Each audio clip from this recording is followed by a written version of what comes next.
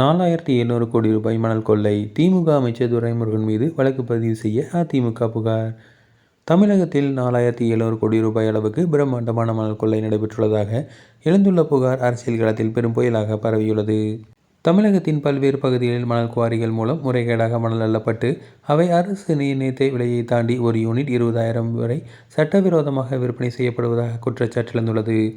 இதன் மூலம் அரசுக்கு வர வேண்டிய வருவாய் தனியாருக்கு செல்வதாகவும் இதில் மிகப்பெரிய அளவில் ஊழல் நடந்துள்ளதாகவும் தெரிவிக்கப்பட்டுள்ளது.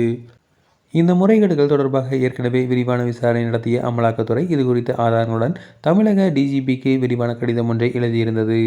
அமலாக்கத்துறையின் இந்த கடிதத்தில் உள்ள ஆதாரங்களின் அடிப்படையில் கனிம வளத்துறை அமைச்சர் துரைமுருகன் மற்றும் இந்த முறைகேட்டில் தொடர்புடைய அதிகாரிகள் மீது உடனடியாக வழக்கு பதிவு செய்ய வேண்டும். இந்த ஊழல் தொடர்பாக லஞ்ச ஒழிப்புத்துறை விரிவான விசாரணை மேற்கொள்ள வேண்டும் என வலியுறுத்தி அதிமுக சார்பில் லஞ்ச ஒழிப்புத்துறைக்கு அதிகாரப்பூர்வமாக கடிதம் அனுப்பப்பட்டுள்ளது.